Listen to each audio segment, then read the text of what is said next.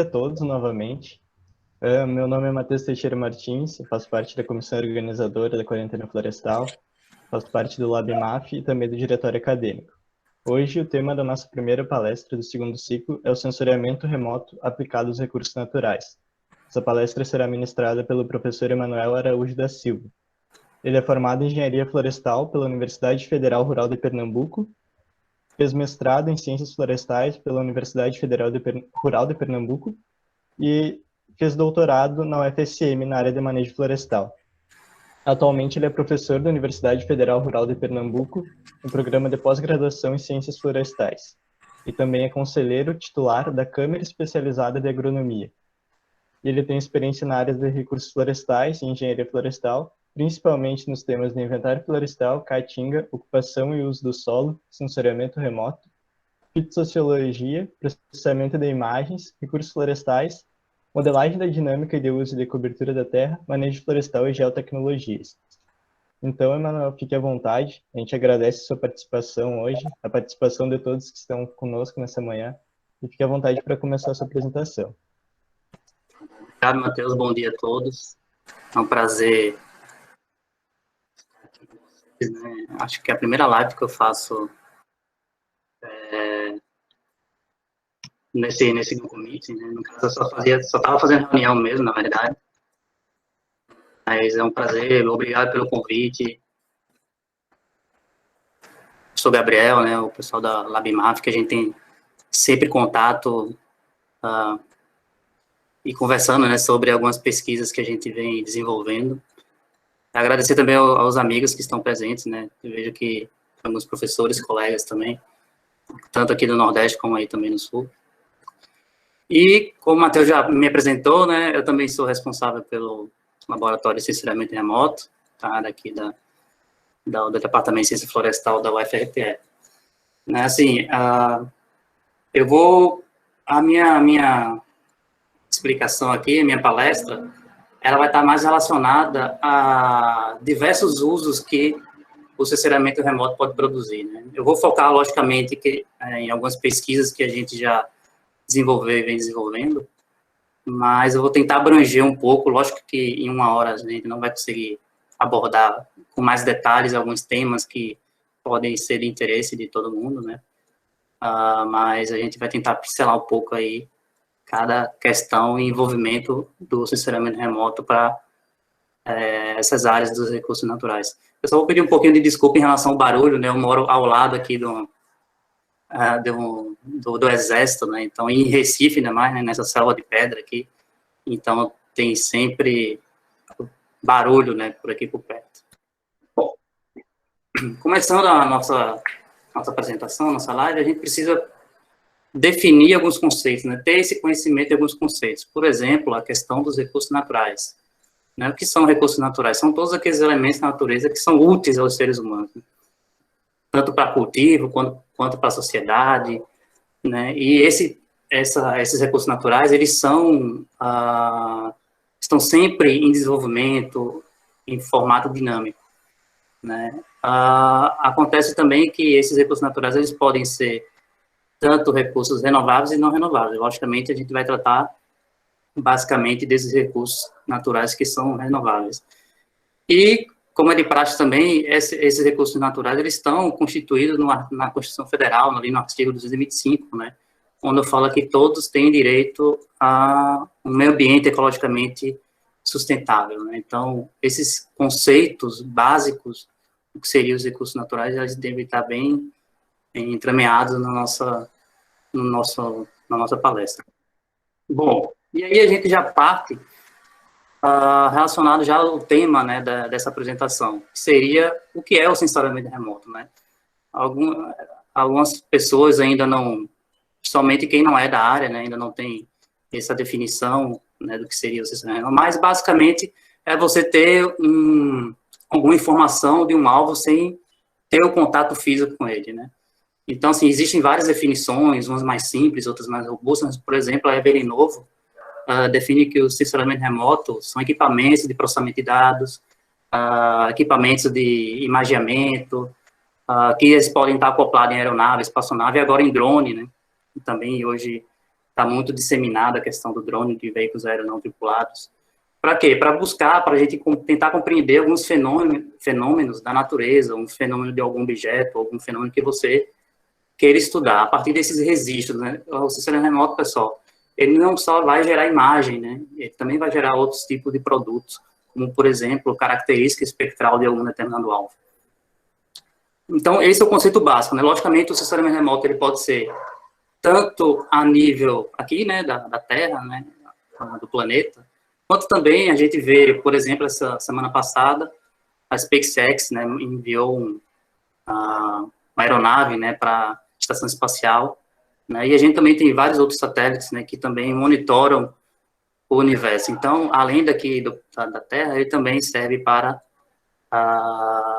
observar, né, planetas, estrelas. Então, ele pode ser tanto na distância de 1 milímetro quanto anos-luz, né? Então, fica aqui temos também o robô de Marte, enfim, né? Então, é uma tecnologia bastante abrangente, né? E como foi que ela se originou, né? De onde ela começou? E aí tem algumas histórias curiosas, né, relacionadas à origem do sensoramento remoto. Né? Alguns autores, eles acreditam que a origem do sensoramento remoto derivou ali do melhoramento, né, das técnicas de fotogrametria, né, ou da fotografia, né, e eu vou falar um pouco sobre isso para a gente também adentrar um pouco mais nos detalhes, né. Então, vejam, a primeira fotografia que foi, né, tirada ali foi por Joseph Niepce em 1826, né, lá na França, em Varennes, lá na sua sacada da sua casa, né. E vejam como era a situação antigamente, né? Antigamente, essa foto mesmo foi revelada em 8 minutos, né? No caso, a definição de fotografia ainda não era definida dessa forma, né? Antigamente se conhecia como heliografia ou desenho fotogênico, né?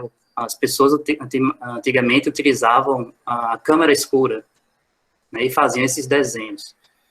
Então, essa foto foi revelada em 8 minutos. Hoje, com a avançada tecnologia, né, a gente tem a foto instantânea, onde você pode imprimir, né, uma impressora, você tira a foto no celular, enfim. E a primeira selfie que se tem conhecimento é de 1839, né, então vocês vejam que a selfie não foi de agora, né, logicamente foi de Robert Cornelius, né, acho que nos Estados Unidos, então era aquele mesmo esquema, né, que você preparava a câmera e saia correndo para frente dela para poder aparecer na imagem, né. Então, ao passar do tempo, né, vocês vejam que as câmeras às vezes começaram a diminuir de tamanho, e ali perto próxima da Primeira Guerra Mundial, essas câmeras começaram a ter uma utilização. E aí, o Julius, ele começou a treinar, um alemão, ele começou a treinar alguns pombos, né, para justamente obter essas imagens aéreas, né, digamos assim. Ele treinava esses pombos, e os pombos voavam, batiam as fotos, né, eram fotos automáticas, ela ia tirando, né, conforme o voo, e ele retornava e revelava essas fotos. Bom, e qual o princípio disso tudo, né? Nessa época, como a gente estava na iminência ali da Primeira Guerra Mundial, ela foi bastante disseminada e utilizada, né, pelos franceses, que chegaram até a imprimir 30 mil fotografias numa noite. Então, ele te dava vantagem, né, no terreno contra o inimigo, né? E aí, essas tecnologias algumas técnicas, no caso, física do sensoramento remoto, já eram conhecidas ali desde a época do Isaac Newton, né, que ele desenvolveu uma correta teoria das cores.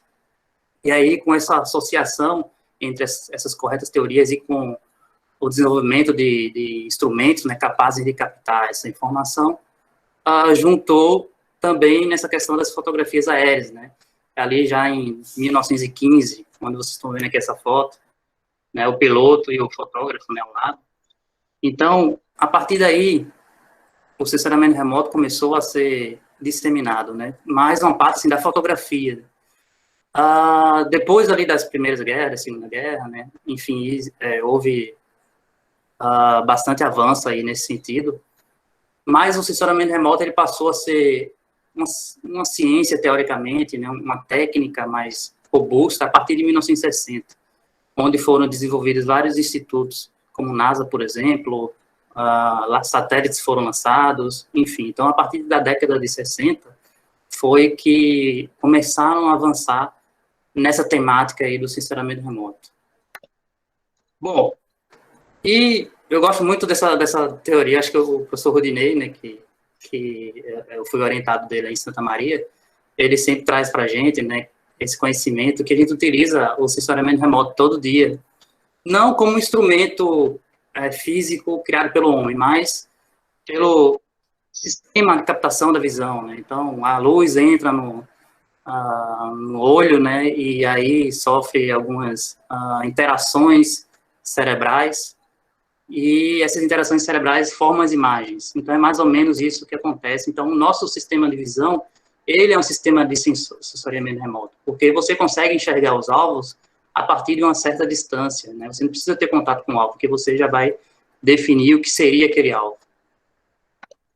E também nosso sistema auditivo, ele também é um tipo de sistema sensor, né? Porque você acaba que escuta determinados ruídos e você consegue também ter essa visualização material ali no cérebro e consegue definir algumas informações a respeito desse alvo. Tá? Inclusive, até a gente vai falar um pouco depois sobre algumas temáticas aí nesse sentido. Bom, e quais são os níveis de coleta do sensoriamento remoto? Basicamente são 4, né, que a gente fala de satélites, que eu vou falar também um pouco. Pode ser nível suborbital, orbital, aeronaves, como a gente tem disseminado bastante ali com LiDAR, né, começou ali com as aeronaves. Hoje, mais especificamente com drones, né, que é um exemplo de um drone, mas existe uma infinidade de drones aí no mercado, em variáveis custos, né. E tem também o nível de coleta terrestre. Eu coloquei aqui uma foto do livro do Jensen, né, para caracterizar aí essa informação. No caso, aqui é um espectroradiômetro, aqui do SPEC 3.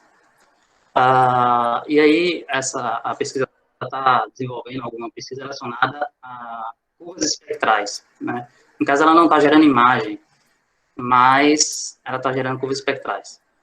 E hoje em dia também a gente tem os celulares, né? Celulares também são bons sensores remotos, que também eu vou trazer algumas coisas que a gente tem pensado e desenvolvido aqui na região. Bom, e para a gente ter esse entendimento do sensoriamento remoto, não tem como a gente deixar de falar do espectro eletromagnético, que eu acho que é a base de todo o conhecimento a nível de técnica de sensoriamento remoto. Né? Então, a gente tem ali a luz visível, que é essa faixa de 400 a 700 nanômetros, que é a faixa que nós, humanos, temos a capacidade de enxergar, né? Que vai desde a faixa ali do azul, o comprimento de onda do azul, até o comprimento de onda do vermelho, e suas nuances, né? O verde, o amarelo, a mistura das cores.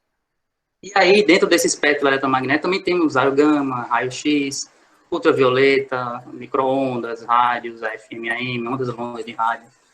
Então, esse é o elemento básico para que a gente consiga entender alguns fenômenos, né, somente dos recursos naturais. Deixo também claro que esse espectro eletromagnético também serve para a área da saúde, tá, pessoal? Então, ressonância magnética, raio-x, acho que todo mundo aqui já fez alguma consulta relacionada a imagem, imageamento, né, de osso ou de qualquer outro tipo de imageamento. Então, ele também, vocês vejam que são técnicas, né, é uma ciência que deriva também para outras ações, para outras áreas, né, como saúde, por exemplo. E hoje, mais especificamente por causa do coronavírus, também tem a questão da geoestatística, né, que está bem evidente aí. Bom, então esse é o básico, né, do que a gente tem que entender um pouco sobre o espectro eletromagnético. A gente também, logicamente, não vai dar para falar muita coisa, porque o tempo é curto. Bom, e aí a gente tem praticamente os biomas aqui brasileiros, né? Vou citar, logicamente, tem a floresta amazônica, tem o cerrado, tem o pampa gaúcho, que eu fiz alguns trabalhos relacionados aí nessa área. Temos a caatinga, né? Aqui a Alta Verde, na chuva, eu vou apresentar para vocês outra realidade também. Pantanal, floresta atlântica. Então, a gente tem uma infinidade de biomas, e esses biomas, dentro desses biomas, existem também algumas fitofisionomias, né, características de algumas áreas topográficas dentro desses biomas, né? Então, temos muita área para trabalhar, né? Bom, e aí agora eu já trago alguns conceitos mais práticos que já foram desenvolvidos ao longo aí do meu doutorado, né, e agora como professor. Eu vou trazer mais coisas que a gente fez, né, no caso, trabalhos que foram realizados, né, dentro dessa temática. Até que fica melhor a compreensão também, né. Então, veja, um dos trabalhos mais relevantes que a gente trabalhou foi relacionado ao monitoramento automatizado da cobertura florestal em áreas de floresta estacional da região Centro-Serra do Rio Grande do Sul. Né, o professor coordenador era o professor Rudinei, né, que foi meu orientador no doutorado, e a gente teve algumas parcerias relacionadas a esse trabalho, que foi a FATEC, o CIDI-TABAC e, logicamente, a própria universidade e o laboratório de sensoramento remoto. Né, então, essa pesquisa foi desenvolvida ao longo dessa parceria com o CIDI-TABAC, que a gente deveria dar uma resposta, né, relacionada a algumas temáticas de desmatamento, né, de monitoramento de desmatamento, e que foi um trabalho que bastante abrangência, né, nesse nível aí de desmatamento dessas regiões. Né? O sensor que foi utilizado, que é um dos sensores que é utilizado agora no CAR, foi o sensor RAISE, né, do RapidEye. E a característica desse sensor, né, são de 5 bandas, e a mais específica dele, que é uma banda interessante, que é a banda do Red Edge, que a gente chama, né, que é a banda do vermelho, né, da borda do vermelho, né, nessa resolução espectral aqui.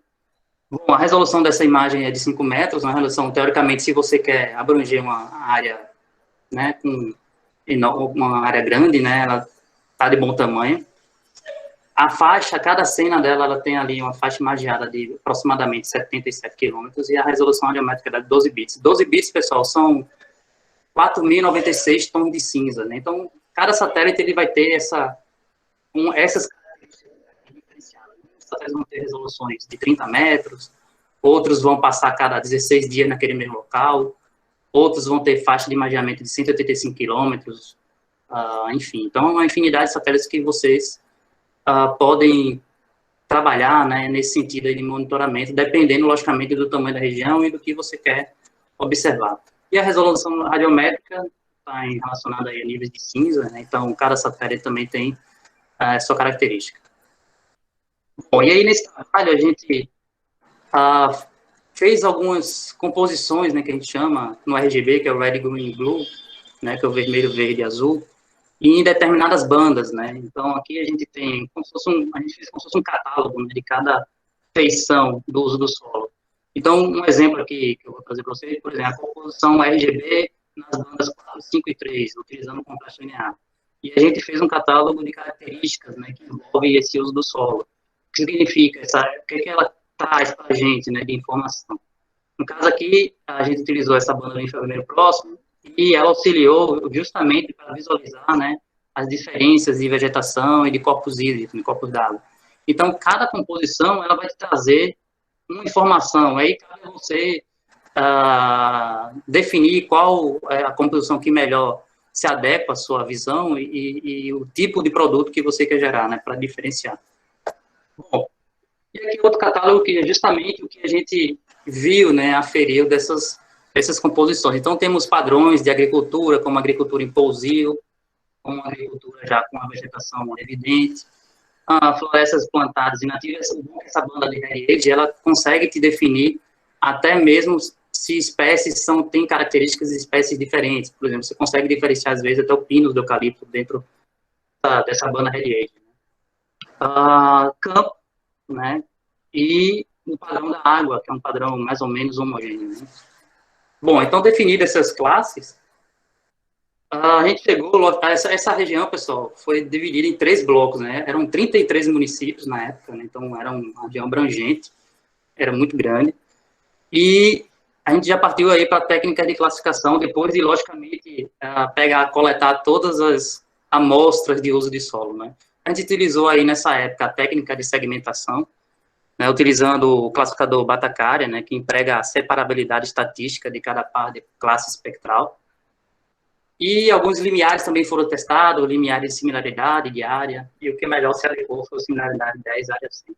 Então, só um exemplo, né? No bloco 3, por exemplo, que é ali a região de Santiago, onde lá em 2012 a gente teve o mapa de uso do solo definido, e em 2013 também tivemos esse mapa de uso do solo definido, né? Onde a gente tem aqui a visualização amarela é campo, quer dizer, agricultura, essa mais verde é campo, cursos d'água, floresta nativa está mais em verde, floresta plantada, acho que é essa daqui mais verde claro, enfim.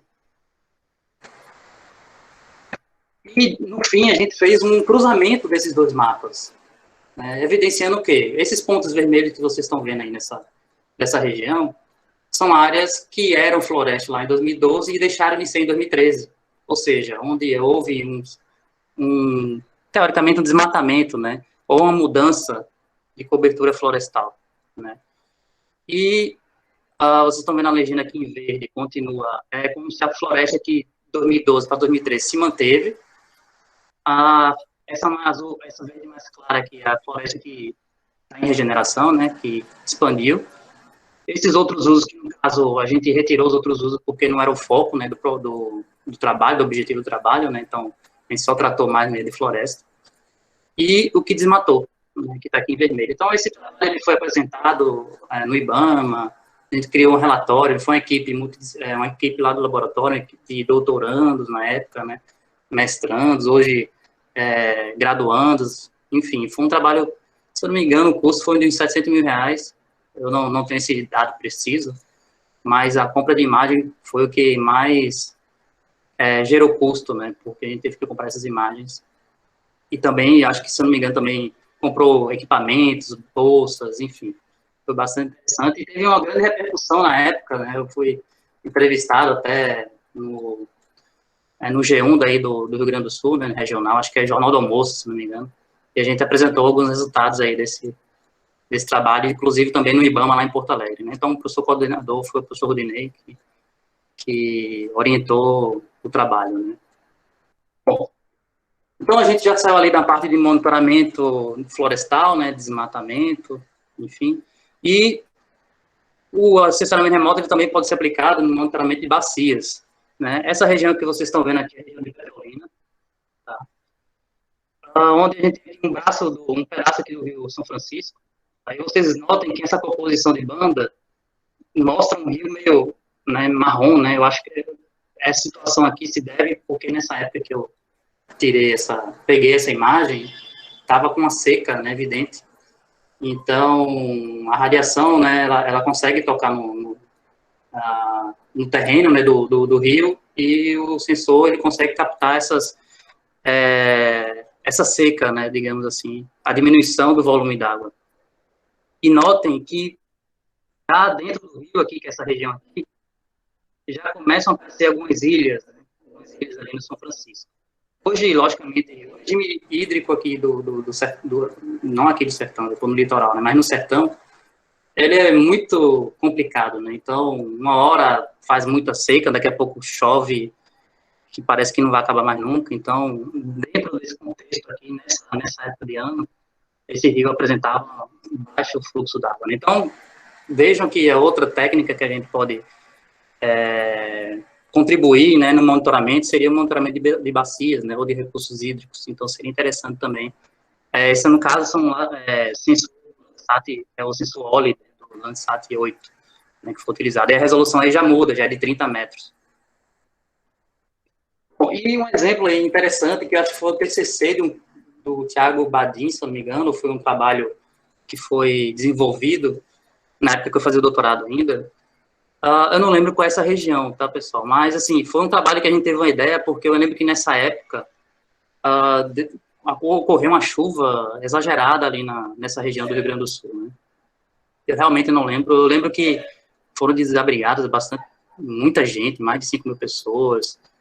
Choveu nesses dias aí 587 milímetros, foi uma coisa, assim, bem exagerada, né? Inclusive, até o leito do rio extrapolou em 8,6 quilômetros a normalidade, né, nessa região. Então, notem que a gente tem aqui um mapa de uso da terra do dia 19 de 6 de 2014, e um mapa do dia 5/7/2014. Então, vejam a diferença relacionada à questão de enchente, né, de inundação. Então, o sensoramento remoto também pode monitorar ou, diga assim, até prever, né, porque se você perceber onde tem floresta aqui, esses pontos mais verdes, vejam que a água ela não se espalha, né, ou seja, a mata ciliar, ele é um bom, ele consegue reter, né, esse deslocamento da água. Então, veja que nesses pontos verdes aqui, a água ela consegue, né, ser fixada no seu local devido, né, ao contrário de outros lugares aqui que não tem material, o que aconteceu com a água, ela começou a expandir. Então,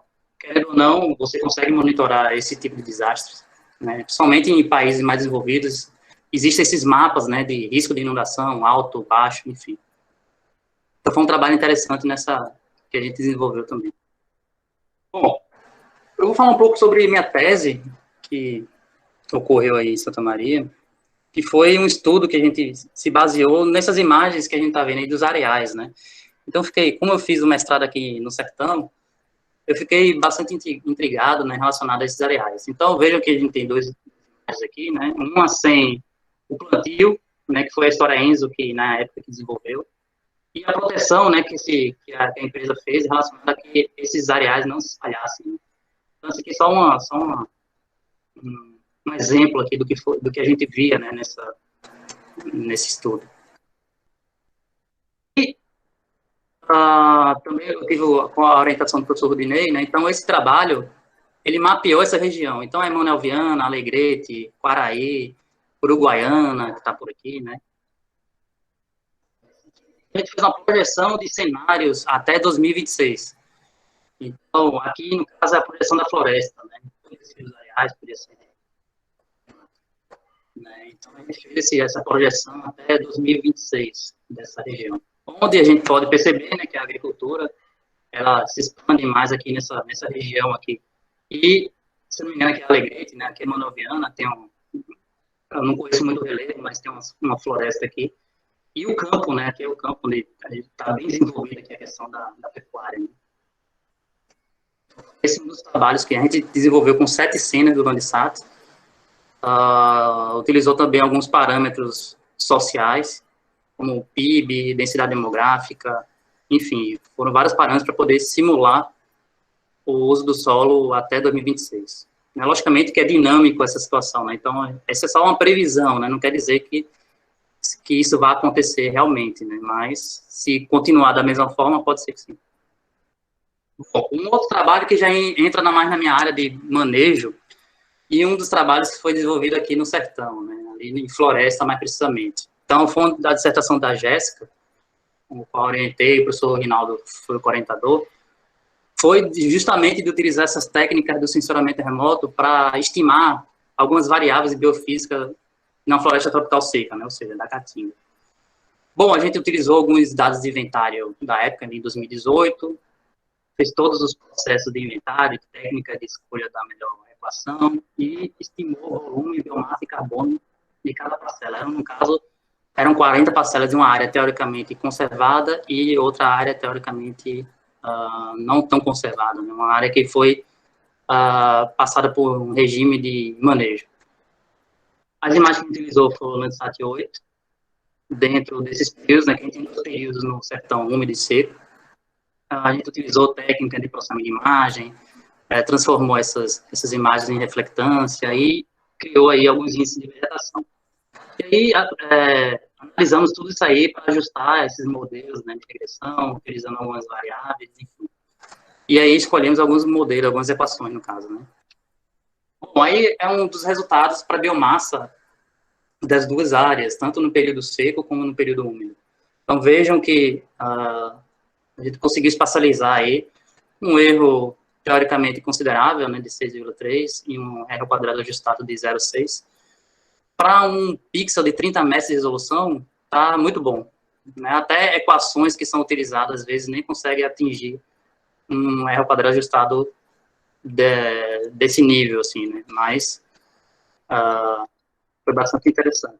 E também para carbono, né? A gente fez essa espacialização também da área e as diferenças, né, relacionadas às duas áreas. Essa que vocês estão vendo aqui, é a área mais conservada, né?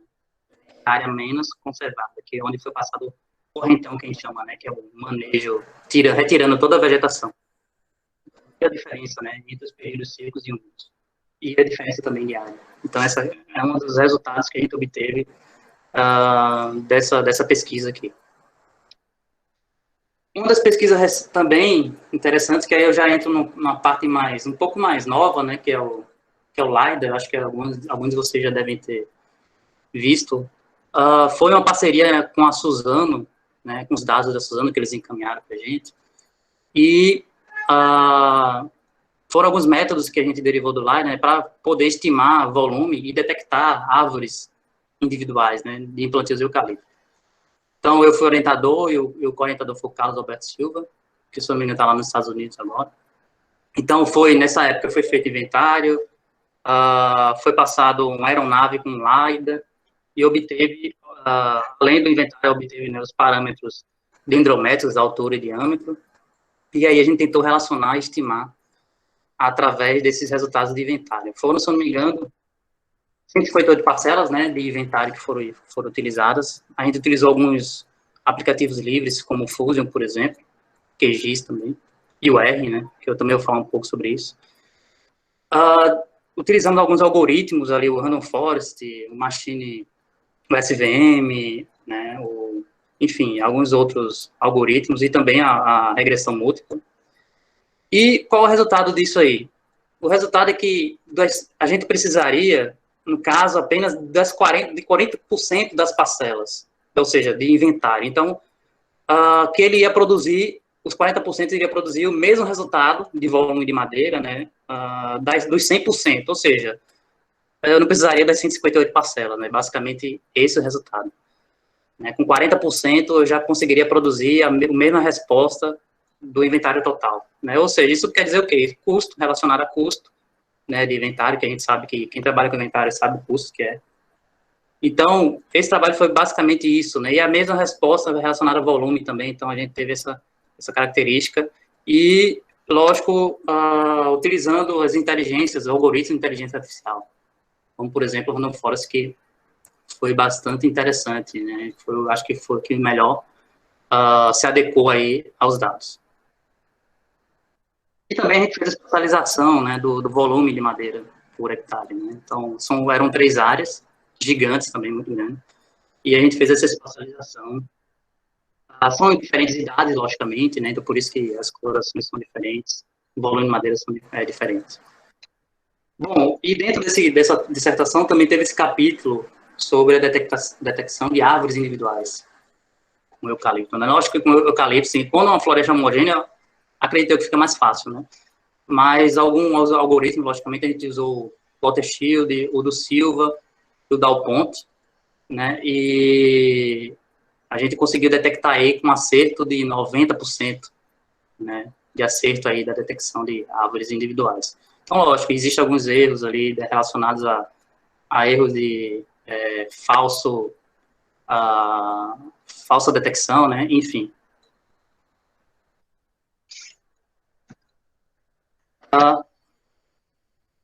Existe também, aí eu já trago um pouco agora relacionado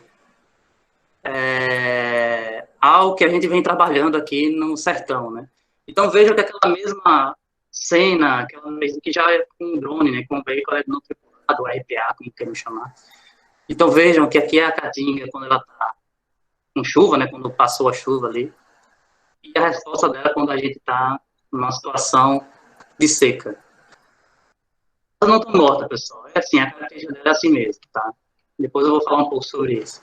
Então, vejam como a gente consegue monitorar, né? Como a gente consegue visualizar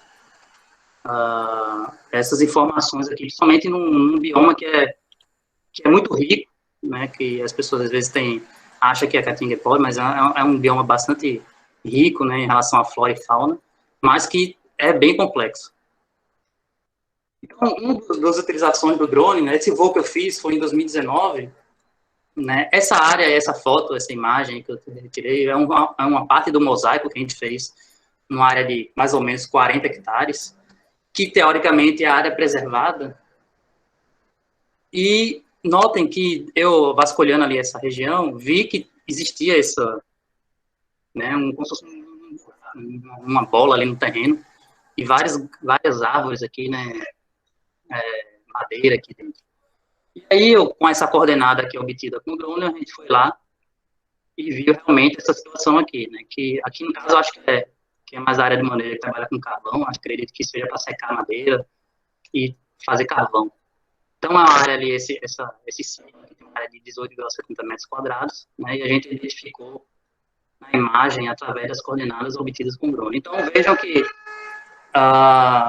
quem trabalha com monitoramento, ou quem tem esse desejo de trabalhar com monitoramento, o veículo aéreo tripulado ou drone, ele é bastante útil, né, inclusive até de monitorar regeneração, quem trabalha com essa parte de recuperação de área degradada, que você pode monitorar através desse equipamento. Aí já entra algumas coisas que eu tenho desenvolvido aqui nessa bagunça aí de shapes, né, que a gente chama.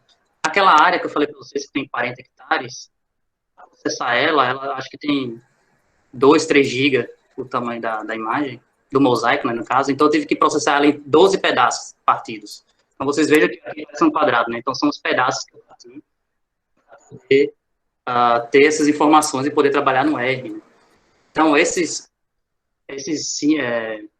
polígonos aqui que vocês estão vendo é a área da copa de cada árvore que o algoritmo lá no R, que trabalha com a nuvem de pontos do LAIS, né, do drone, através de técnicas fotogramétricas, ele identificou. A gente utilizou o algoritmo LIDR nesse trabalho aí. Esses pontos aqui já em amarelo são, né, a local máxima de cada árvore, e aqui a gente tem os números de altura de cada árvore. Então, aqui, vamos, por exemplo, 7,79 metros, né, enfim. Eu vou partir agora um pouco mais para a parte da estatística, ainda não, assim, algumas coisas eu já fiz, por exemplo, a altura dá um erro mais ou menos de uns 20 centímetros, né, numa coisa absurda, eu acho que é bastante interessante, até porque a altura é uma das variáveis mais difíceis de mensuração, né, inclusive na Amazônia, ou em qualquer lugar que você for, é o que leva mais tempo e é o que mais dá trabalho, é medir a altura. Tem um exemplo desse algoritmo, tá? Esse desenho, esse polígono aqui, não foi difícil, que fez, né? É um zoom, né, daquela imagem lá que eu mostrei para vocês. E a gente pode ter essas informações aqui, da coordenada daquela árvore, e ela já te dá o diâmetro da copa, já te dá essa altura aqui, que essa árvore aqui, pelo drone, tem 9,88 metros, fazendo uma relação entre a altura e o diâmetro da copa. A gente tem algumas equações que relacionam com o DAP, né? Então estimou aqui essa árvore com 34,80 centímetros de DAP, uma área de copa de 55,05 metros e a biomassa total dessa árvore aqui, 118 quilos aproximadamente.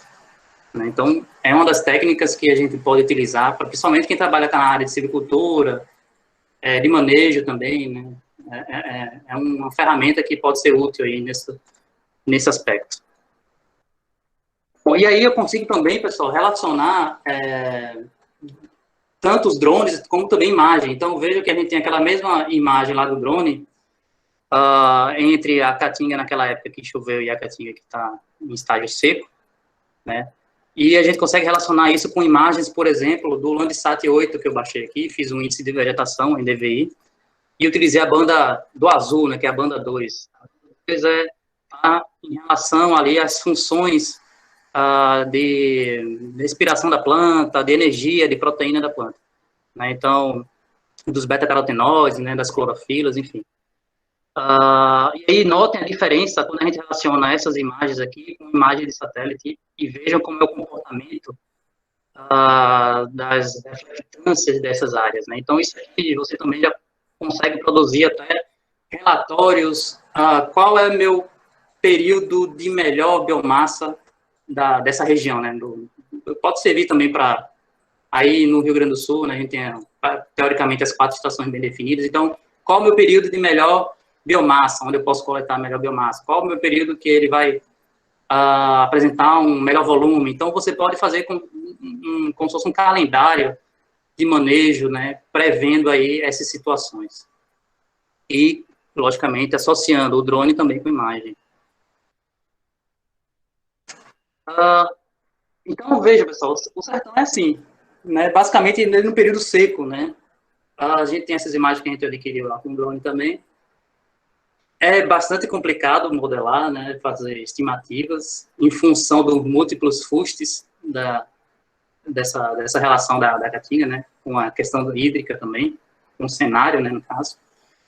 E, assim, a gente está tentando desenvolver algumas experiências, né, alguns modelos que ajudem, né, a fazer esse tipo de trabalho nessas regiões mais áridas, semiáridas. Né? E também esses modelos podem servir, logicamente, para ir para o Rio Grande do Sul, para a região centro-oeste, Amazônia, norte, enfim. E aí a gente já foge um pouco ali dos drones e já traz uma coisa um pouco mais terrestre, né? Aquela imagem que eu mostrei para vocês, que é utilizando os celulares, né? O mobile device, como a gente chama. Por exemplo, não sei se vocês estão me vendo, mas eu tenho aqui um gimbal, né? Que eu adquiri para justamente a gente tentar fazer alguns trabalhos relacionados a inventário florestal utilizando técnicas de fotografia, né? E que é uma das... Como a pandemia aconteceu, então eu não pude me aprofundar, né? Até porque chegou recentemente, tem alguns meses esse equipamento e aí eu não pude me aprofundar mais. Mas eu fiz alguns testes numa coleta de dados lá que eu fiz relacionada à zootecnia, né? Na área de floricultura, e eu encontrei essa árvore individual lá e comecei a tirar foto dela. Vou até passar aqui para vocês não ficarem com dor de cabeça aí, ficarem tontos. A gente fez o quê? A gente pegou essas imagens que tiramos, né? Todo celular hoje em dia tem uma coordenada já embutida nessas imagens, e a gente fez a reconstituição, né, que a gente chama da estrutura de movimento, né, dessas imagens. E aí fizemos uma imagem, né, em 3D dessa árvore. Lógico que eu estou falando de um indivíduo, mas pensem em uma floresta, né? Você ir tirando ao longo do caminho, né, essas imagens e fazer essa reconstituição dessa floresta, né? E você pode ter vários parâmetros ali, várias variáveis que vocês podem medir através dessas técnicas fotogramétricas. Inclusive, acho que vai sair uma dissertação agora no Acre, mostrando que o erro, assim, é de milímetros em relação ao DAP. Né? Então, é interessante a gente já buscar essas tecnologias que, quer ou não, são tecnologias relativamente baratas, acho que todo mundo tem um celular, e a gente pode desenvolver, né, até desenvolver metodologias para produtores rurais, né, que todo mundo tem celular, então pode adquirir alguma informação do seu plantio, da sua floresta, enfim. E mais recentemente, a gente tem também o uso, hoje, a Apple, ela lançou, por exemplo, o iPad Pro com o sistema LiDAR, né, e vai lançar agora, acredito eu, em setembro, outubro, o celular, né, o iPhone com o sistema LiDAR. Então, o LiDAR, ele faz escaneamento, né, ao invés de usar a foto, né, ele utiliza técnicas de disparo de luz, né. Então, esse disparo atinge o alvo e retorna. E aí você tem uma informação dessas florestas, dessa árvore, enfim. Esse trabalho que eu estou mostrando para vocês. Essa imagem é desenvolvida no laboratório de geomática ali em Cracóvia. E aí, esses pesquisadores, né, fizeram essas técnicas, utilizaram o iPad, né, para justamente obter informações dessa árvore individual, né.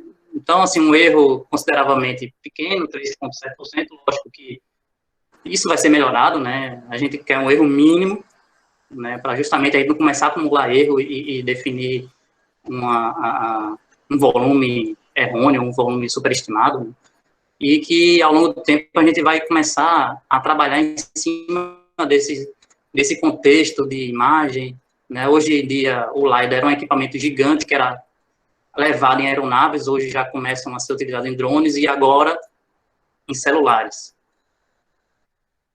Bom, algumas recomendações que eu faço relacionado a essas temáticas de sensoramento remoto, não tem como fugir da estatística básica, né? Então a gente tem que estar sempre atento a essas estatísticas básicas e também relacionando essa estatística básica ao conhecimento empírico das áreas, das ciências, dos recursos naturais ou do objeto que você quer estudar, atrelando isso aí a aplicativos.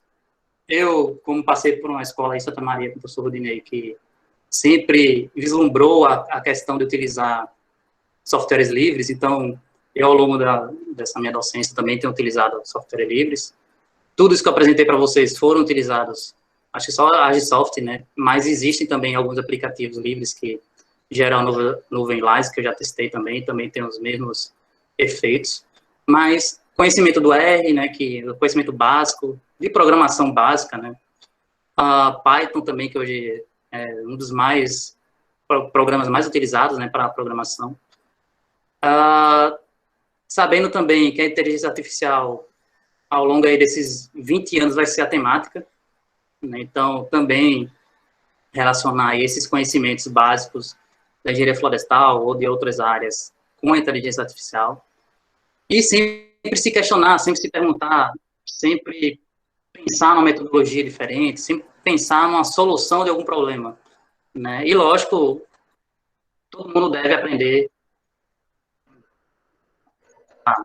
Enfim, acho que quem for profissional da engenharia florestal, ele vai ter que ter essa ferramenta como um plus, né, no seu desenvolvimento. Inclusive, você pode até fazer alguns inventários cobrando o mesmo preço de uma equipe de inventário com menos trabalho, digamos assim. E, logicamente, somando tudo isso a colegas, amigos que te tragam, né, todas essas informações e deixam as coisas um pouco mais tranquilas de se trabalhar, porque realmente não é fácil a gente trabalhar na Caatinga, né, mas com grandes amigos, né, a gente tem aqui o professor Gabriel aqui de Costa, a gente consegue desenvolver um bom trabalho e ser feliz em qualquer lugar que a gente esteja. Então, é basicamente isso aí que eu queria apresentar para vocês. Lógico que não dá para a gente detalhar muito, porque é muita coisa, a área abrangente, mas pelo menos eu espero ter colocado e plantado alguma sementinha aí de interrogação, né? Porque quando a gente tem perguntas, a gente traz respostas, né? Então, acho que era isso aí que eu queria apresentar. Obrigado e fico à disposição aí para as perguntas. Muito obrigado, Emanuel, pela excelente palestra e também pela parceria aqui com o LabMaf, né, que a gente vem desenvolvendo algumas coisas. E quem tiver perguntas, podem fazer aí pelo chat. Já tem duas perguntas aqui que eu vi. Uma é do professor Jonathan, né, que fez a última palestra do ciclo 1. Ele perguntou o seguinte: professor, qual a área admitida para segmentação de cada copa na Caatinga? Qual que? Eu não entendi. Qual que? A pergunta é: qual a área admitida para segmentação de cada copa na Caatinga? Tá, depende, né? Depende do algoritmo, né? Por exemplo, o LeadR, ele trabalha com local máxima. O RLider, ele trabalha com local básico ali, com 10 metros de área de copa. Mas aí você pode implementar 5 metros, 4 metros, ou então definir uma janela 3x3, 5x5, isso depende do que você está observando, né? Então, é basicamente isso aí que define um local, o tamanho da área da copa, né? Tem outra pergunta agora do professor Gabriel. Ele colocou o seguinte: professor Emanuel, primeiramente, parabéns pela palestra. Gostaria de saber a respeito das diferentes técnicas de extração de variáveis em informações florestais. Qual seria que você sentiu maior aplicabilidade e obteve os melhores resultados? LiDAR, drones, satélites ou móveis? Bom, depende. Se eu estou trabalhando numa região tipo bioma, eu vou preferir satélite, porque ele recobre uma área maior, né? Se eu quero uma coisa mais específica, por exemplo, uma floresta plantada, ou uma área, e floresta nativa também, eu iria preferir drone com LiDAR, né? Mas cada fitofisionomia, ela tem sua característica, né? Então, você tem que modelar e criar uma metodologia daquela região, né? Eu, logicamente, particularmente, eu gostaria de um LiDAR, né? Mas, pelo preço, a gente ainda também não consegue adquirir assim tão fácil, né? Mas o que a gente pode fazer é o que, se a gente não tem o LiDAR, a gente pode desenvolver com foto, né? A gente pode produzir também trabalhos de boa qualidade com fotos, né? Com erros milimétricos. Beleza. O LiDAR ainda está bastante caro, né? O acesso para ele. Sim. Aí tem outra pergunta aqui do Guilherme Tanaka. Qual o programa é feito para essa modelagem dinâmica? Existe um plugin no QGIS que também faz, que é o Moluce, né, que faz essa simulação. Existe também o Dinâmica Ego, que é um programa também livre, que foi desenvolvido pela UFMG, do Britaldo, né, com o professor Britaldo, e que ele produz, né, esses mapas simulados, né, você cria os mapas e dentro do modelo você joga esses mapas e ele vai modelando conforme o intervalo de tempo que você esteja trabalhando. Então, Dinâmica Ego é um aplicativo livre que pode ser utilizado. Beleza. Tem uma pergunta do Alisson Dias. Existe diferença no overlap por bioma? Não entendi. Existe diferença de overlap por bioma? Over o quê? Overlap. Creio que seja a sobreposição da imagem. Não sei, não entendi muito a pergunta, não. Pois é, eu não entendi também. Se ele puder detalhar mais, mas creio que seja diferença. Se quiser detalhar mais um pouco a pergunta aí. Eu acho que é a diferença entre as sobreposições da imagem, né? Sim, então, quando você vai fazer um voo, é interessante que você faça o trabalho de campo também. Eu não estou dizendo aqui que a gente vai eliminar o trabalho de campo, né? Estou dizendo que a gente vai diminuir o trabalho de campo. Então, coordenadas geodésicas milimétricas dentro do terreno é interessante para poder você fazer voos e que você possa minimizar o deslocamento da imagem. Então, por exemplo, se eu fizer um voo sem um GPS de precisão, um dia o deslocamento vai ser de 5 metros. No outro dia, o deslocamento vai ser de 7 metros, 8 metros. Então, é importante que todo voo que você faça, você colete também essas coordenadas milimétricas de campo, né? Então, para poder diminuir esse erro aí. Agora ele colocou aqui, na programação do plano de voo, se é necessário aumentar a sobreposição ou diminuir de acordo com as características do bioma inventariado. Agora sim, ficou bem detalhado. Sim. Bom, eu prefiro aumentar o recobrimento, né? Tanto lateral como longitudinal, porque você vai ter uma maior cobertura de imagem, que é o que define a qualidade, às vezes, do mapeamento, a composição das imagens. Pode ver que nas bordas, ele vai ter sempre problema de borramento da imagem, né, quando você faz o alinhamento dessas fotos. Então, é mais lógico que você vai gastar, o tempo da bateria vai diminuir bastante do voo, né, quando você faz um recobrimento lateral longitudinal a nível de 90%. Então, quanto mais recobrimento, melhor vai ser a sua qualidade de imaginamento. Né?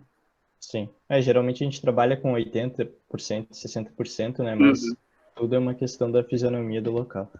Aí tem uma pergunta da Samantha Lamperti. Professor Emanuel, gostaria de saber qual a sua opinião sobre a utilização de drones e imageamento para as estimativas de produção em florestas plantadas. No caso, inventário dessas florestas. Olha, eu acho que é uma ferramenta muito útil. Eu acho que todo engenheiro, biólogo, quem faz manejo, silvicultura, enfim, tem que saber mais ou menos essas técnicas, a base das técnicas. Né? Acho que, como eu falei, é uma técnica que vai tentar diminuir um pouco o custo, o tempo, né? Porque em 30 minutos você adquire várias informações através das imagens. E o que vai levar mais tempo também e um pouco mais de capacidade, digamos, mental, né? É a parte da estatística e da programação que você desenvolve. Mas, assim, é imprescindível. Tanto com drone, tanto também agora com foto mesmo, imagem fotográfica, né, do celular. Acho que são ferramentas imprescindíveis hoje para fazer esse tipo de trabalho. Sim. Quem já sai da graduação com conhecimento, né, de drones, hoje em dia já é um diferencial, porque o drone já está bastante presente, né, já não é mais aquela questão de futuro. É muito importante. Ele já vem sendo utilizado com uma precisão muito boa. Tem mais outra pergunta do professor Gabriel. O mapeamento seria melhor em dias de sol pleno ou dias completamente nublados? É uma boa pergunta. Eu, particularmente, ainda não fiz esse teste. Assim, esses voos mesmo que eu fiz foram 100 metros de altitude, então eu também tenho que relacionar isso aí, né, a qualidade do imaginamento com a altitude de voo. Eu, particularmente, lógico, prefiro voar a sol pleno, 12 horas, mais perto ali do zênite do sol, né? Porque a sombra, se a gente for trabalhar com curvas espectrais ou qualquer outro parâmetro biofísico de uma imagem, ou índice até, ela com certeza vai atrapalhar o seu resultado, né? Então, nuvem, tudo isso atrapalha um pouco, né, essa questão. Mas eu prefiro voar realmente num sol pleno, 12 horas da tarde, ali naquele sol maravilhoso do sertão. Imagina. A gente teve problemas até no mapeamento aqui do plantio de oliveiras justamente com a sombra, né? A sombra está Isso. dificultando ali na questão dos índices e área de copa e tudo mais. Uhum. Tem mais uma pergunta aqui, Robini Cunha dos Santos. Parabéns, professor, pela palestra. A minha pergunta é a seguinte: você falou que essas técnicas de sensoriamento remoto pode baratear muito o inventário florestal. Creio que o uso dessa técnica seja bem simples, porém em áreas de floresta plantada. Porém, em florestas nativas, como a caatinga, essa técnica pode ter uma estimativa segura do volume do material lenhoso? Essa é a pergunta dele. Ah, uma boa pergunta. Realmente, eu ainda estou averiguando essas informações que eu vou passar agora para a fase da estatística, daqueles dados que eu mostrei para vocês, né? Sim. Mas, com certeza, a altura, você já tem um excelente resultado. Né? A altura, a diferença de 20 centímetros é muito baixa em relação à questão da altura, né? Mas, teoricamente, ele pode baratear para a pessoa que está produzindo inventário, né? Porque você pode recobrir uma área relativamente grande e ter uma informação, se você tem os domínios das técnicas, né, pode te auxiliar e pode te ajudar a ter essas informações. Agora, sim, a Caatinga ela é muito específica, né, então, geralmente a gente vê os trabalhos com um fuste, a árvore tem um fuste, né, teoricamente. Na Caatinga a gente já mediu, um indivíduo tem mais de 20 fustes. Então, como é que a gente modela isso, né, diante de uma imagem que a gente está vendo por cima, né? Então, é um desafio, né, que eu estou querendo criar uma metodologia ou responder essa temática aí dessa pergunta do Rubeninho. É bem difícil mesmo trabalhar com caatinga, até a modelagem convencional ali para estimar a altura não dá resultado bom e tudo mais, é complicado. Tem uma pergunta do Alisson Dias. Para esse inventário, é necessário a coleta de pontos de controle ou só o mosaico atende? Bom, pontos de controle é essencial no inventário, né? Porque, como eu falei, você adquire uma imagem, se você está trabalhando com parcela, ainda é mais ainda, né? Porque há o deslocamento dessas imagens. Então, como eu falei, dependendo do vento, tua imagem desloca 3 metros, 5 metros, eu já vi imagem deslocando 7 metros. Sim. Então, uma árvore que está dentro da parcela, se você não tiver esses pontos de controle estabelecidos, né, em campo, essa árvore fica de fora dessa parcela, né? Então, é bem complicado. Eu até, inclusive, trabalhei, assim, nesse sentido de parcelas. Então, assim, em uma parcela lá que eu vi, foram inventariadas lá 40 árvores. E na imagem estavam inventariadas 20 e poucas, né? Então você tem essa diferença. Agora, lógico, né? Porque, assim, o fator de inclusão nossa aqui do sertão, da Caatinga, é de 6 centímetros de circunferência, né? Então, eu não sei até que ponto esse voo de 100 metros, ele acredito que a gente possa voar um pouco mais baixo, né? Sim. Mas é bem complicado, né? Em função desses fatores de inclusão, né? De espécies, enfim. Dado o caso do diâmetro, né, em si. No geral, assim, eu costumo dizer que para qualquer medida que seja feita, né, o ideal é usar os pontos de controle, né? Agora, sim, se você tem uma área grande e você quer saber o que tem naquela área ali, aí já existem alguns trabalhos relacionados à não utilização desses pontos de controle, né? Tudo tem avançado bem rápido, né, nessas questões. Tem uma pergunta, mais outra do professor Gabriel. Como as técnicas de sensoriamento remoto têm sido utilizadas neste período de pandemia? Ele perguntou. Gabriel pergunta demais, né? Olha, com drone eu vejo alguns países já utilizando alguns drones para medir a temperatura da população, medir, fiscalizar se a pessoa está na rua, se está em casa. Pode ser utilizado, né, para monitorar a aglomeração de pessoas. E também, dentro desse sentido das geotecnologias, que eu acho que também vai ser um próximo debate de vocês, né? É a questão da geoestatística, né? Então, eu fiz algumas geoestatísticas relacionadas à pandemia, né, na região aqui de Pernambuco, e a gente tem as concentrações de epidemia, né, de como tá os números, né, dessas epidemias, que também pode ser utilizado com a geoestatística. Mas os drones têm sido utilizados para monitorar mesmo, né, para desenvolver essas temáticas aí, né, de temperatura, principalmente, e de aglomeração. Sim. Eu vi também algumas notícias, né, que eles estão utilizando aí no monitoramento de aglomerações e tudo mais. Até alguns alto-falantes eles têm colocado nos drones para avisar, né, das medidas preventivas. Pessoal, se tiverem perguntas aí, podem perguntar, a gente ainda tem um tempinho. Fiquem à vontade. Eu não sei se teve muito barulho aí do ambiente, né, porque Mais ou menos, às vezes o som ficava muito baixo, só que eu vi o pessoal comentando aqui. Mas Ó, creio que não tenha atrapalhado muito, não. Não esqueçam de responder o formulário de presença que a gente colocou aí também. E façam perguntas, que a gente ainda tem um tempo, caso vocês tenham perguntas, né?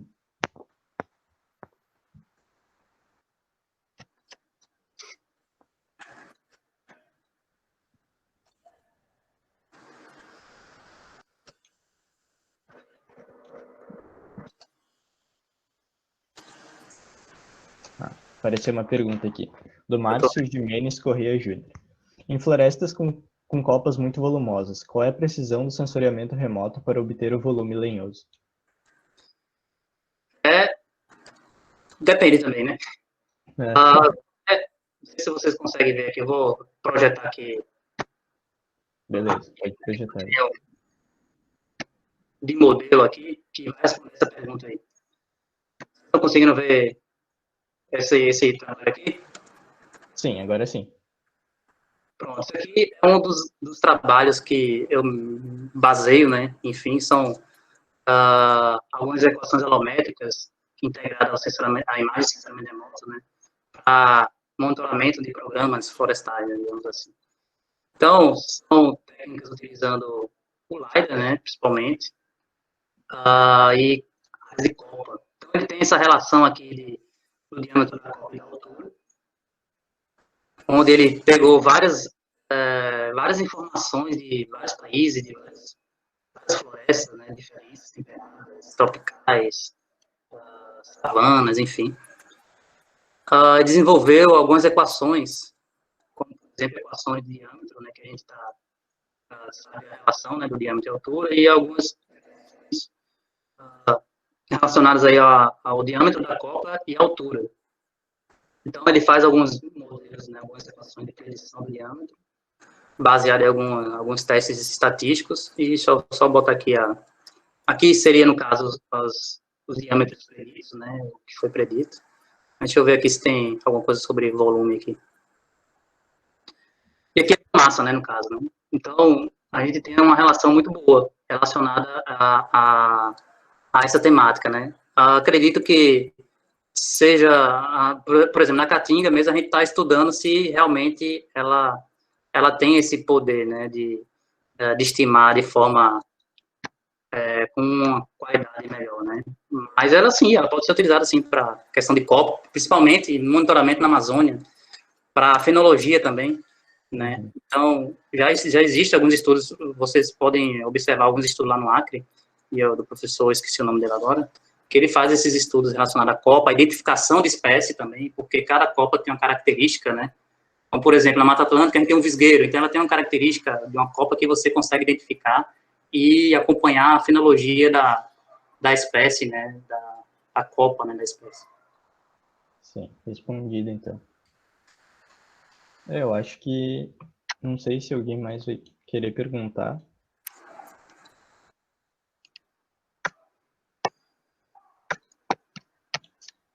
O professor Evandro Orfanó, acho que vocês podem pesquisar alguns trabalhos dele, Tá. e tem bastante coisa na floresta amazônica relacionada a drone, a diferença de voo, enfim. Sim.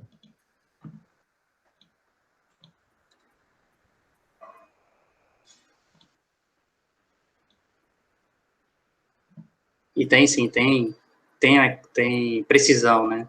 Principalmente questão de Sim, volume, de bastante. biomassa, tem bastante precisão. Porque tá tudo relacionado, principalmente se a gente está trabalhando com um único fuste, né? Então fica bem Uhum. mais tranquilo, né, de você estimar volume, por exemplo. Não sei como é que na Caatinga, que ainda estou tentando produzir alguma coisa. Eu creio que em florestas nativas assim seja um pouco mais complicado, As né? Por metodologias são exemplo, basicamente as mesmas, tanto aí como vocês fazem no sul, ali nas oliveiras, quanto lá uhum, na Amazônia, né? O que vai mudar é realmente o objeto, né, que você está trabalhando. sim, E aí você tem que fazer só essas melhorias, né, digamos assim. isso. Vai ajustando os algoritmos ali, uma hora consegue um resultado bom.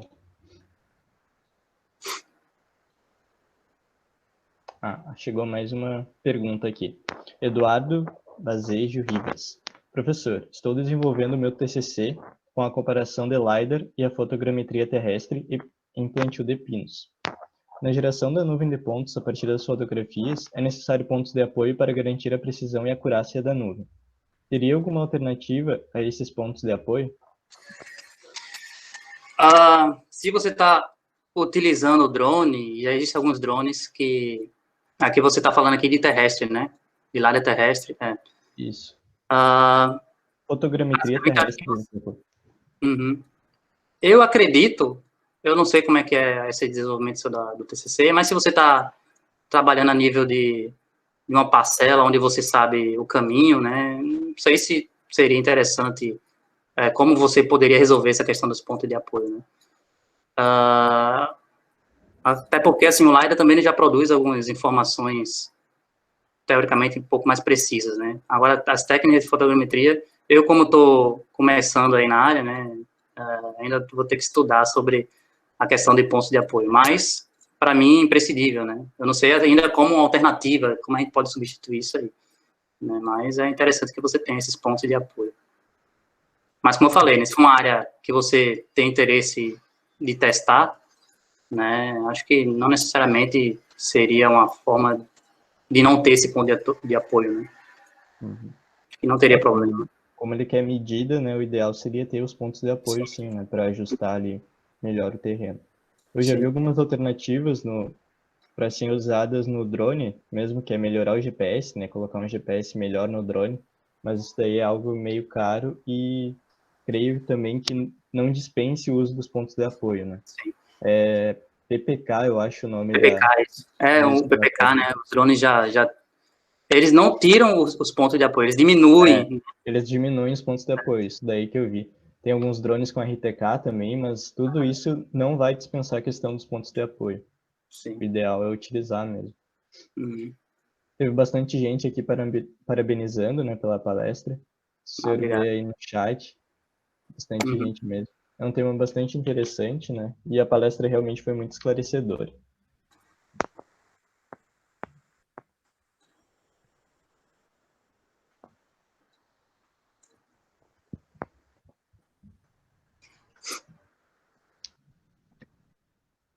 Esperar mais uns minutinhos e a gente encerra. 11h15, se não aparecer mais nenhuma pergunta, a gente... Então, pessoal, assim, eu só quis mostrar um pouco aí do que a gente tem desenvolvido aqui, né? É um pouco diferente da realidade do Sul, né? Em função dos nossos aspectos aqui, fitogeográficos. Mas que serve para exemplo, né? Principalmente em áreas como monitoramento, como o pessoal que vai trabalhar na silvicultura, vai trabalhar com bacias, enfim, é uma tecnologia que abarca aí essas áreas, né? Sim. E agradeço aí o convite também, né? Agradeço aí a professora Aline, que também está presente, né? Que eu conheço o Unipampa, né? Já fui para o Unipampa, fazer concurso até para professor aí da Unipampa.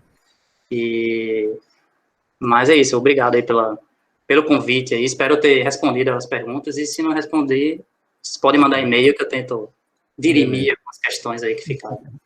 Tranquilo. Então, muito obrigado, Emanuel, mais uma vez, foi uma excelente palestra, bastante esclarecedora mesmo. Obrigado novamente pela ajuda aí também nos projetos que a gente vem desenvolvendo, e muito obrigado a todos que participaram também, né? E na semana que vem o nosso encontro é na quarta-feira, às 18 horas. Tá? Muito obrigado a todos.